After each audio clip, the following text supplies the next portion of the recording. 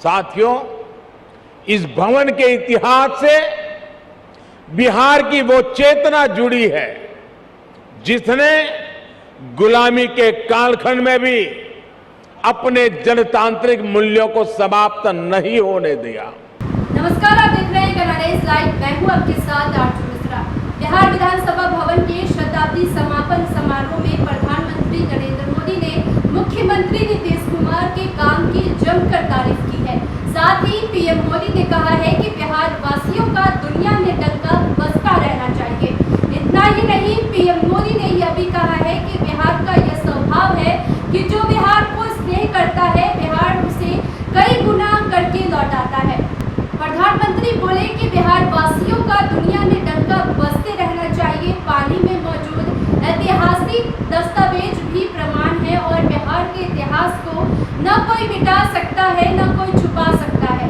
इसलिए मैं समझता हूँ कि आज भी हम इमारत हम सभी के नमन की हकदार हैं। इससे बिहार की चेतना जुड़ी है और जिससे गुलामी में भी अपनी जनतांत्रिक मूल्यों को खत्म नहीं होने दिया।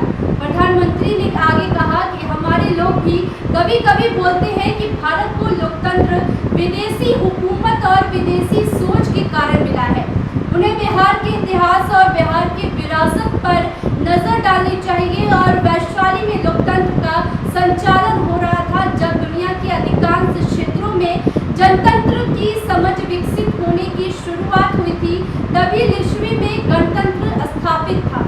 और वहीं पर प्रधानमंत्री नरेंद्र मोदी ने यह भी कहा कि बिहार का यह स्वभाव है कि जो बिहार से स्नेह करता है वह बिहार उसे 100 गुना लौटाता है। और आज मुझे विधानसभा परिसर में आने वाले देश के पहले प्रधानमंत्री होने का सौभाग्य प्राप्त हुआ है।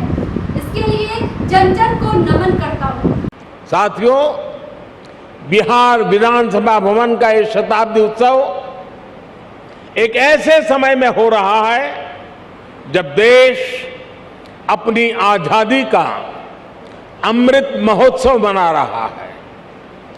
विधानसभा भवन के 100 साल और देश की आजादी के 75 साल ये केवल समय का संयोग नहीं है, इस संयोग का साझा अतीत भी है और सार्थक संदेश भी है। एक और, बिहार में चंपारण सत्याग्रह जैसे आंदोलन हुए तो वहीं इस धरती ने भारत को लोकतंत्र के संस्कार और आदर्श पर चलने का रास्ता भी दिखाया।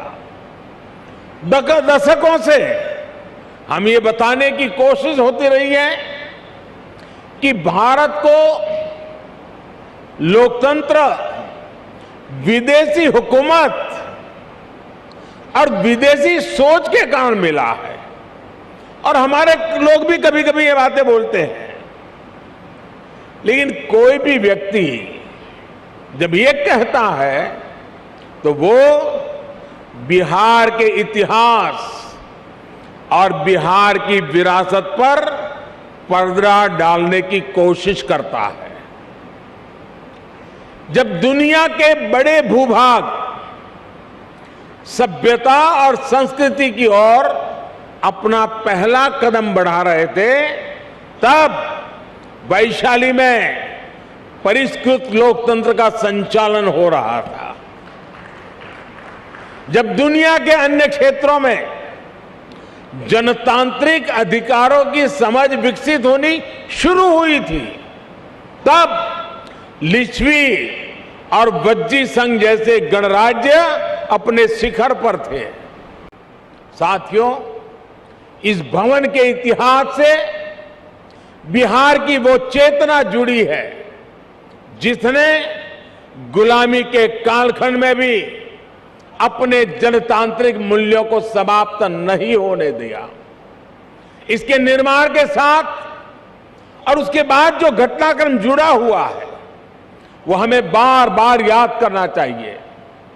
किस तरह श्री कृष्ण सिंह जी ने, श्री बाबू ने अंग्रेजों के सामने शर्त रखी थी कि वो सरकार तभी बनाएंगे जब ब्रिटिश हुकूमत निर्वाचित सरकार के कामकाज में दखल नहीं देगा। कैसे द्वितीय विश्व युद्ध में भारत की सहमति के बिना देश को झोंकने के खिलाफ श्री बाबूजी ने, सरकार ने इस्तीफा दे दिया था, और बिहार का हर व्यक्ति इस बात के लिए गर्व कर सकता है। इस घटनाक्रम ने सदैव इस संदेश का संचार किया कि बिहार लोकतंत्र के खिलाफ कभी कुछ स्वीकार नहीं कर सकता। और भाइयों और बहनों, हम सभी ने देखा है कि कैसे आजादी के बाद भी बिहार अपनी लोकतांत्रिक निष्ठा को लेकर उतना ही अडिग, उतना ही प्रतिबद्ध रहा। बिहार ने आजाद भारत को डॉक्टर राजेंद्र प्रसाद के रूप में पहला राष्ट्रपति दिया। लोकनायक जयप्रकाश, कर्पूरी ठाकुर, बाबू जगजीवन राम, अनेक भी जैसे नेतृत्व इस धरती पर हुए। जब देश में संविधान को कुचलने का प्रयास हुआ तो भी उसके खिलाफ बिहार ने सबसे आगे आकर विरोध का बिगुल फूंका। आपातकाल के उस स्याही दौर में बिहार की धरती ने दिखा दिया कि भारत में लोकतंत्र को दबाने की कोशिशें कभी भी कामयाब नहीं हो सकती। और इसलिए मैं मानता हूं कि बिहार जितना समृद्ध होगा, भारत की लोकतांत्रिक शक्ति भी उतनी ही मजबूत होगी। बिहार जितना सशक्त होगा, भारत भी उतना ही सामर्थ्यवान होगा।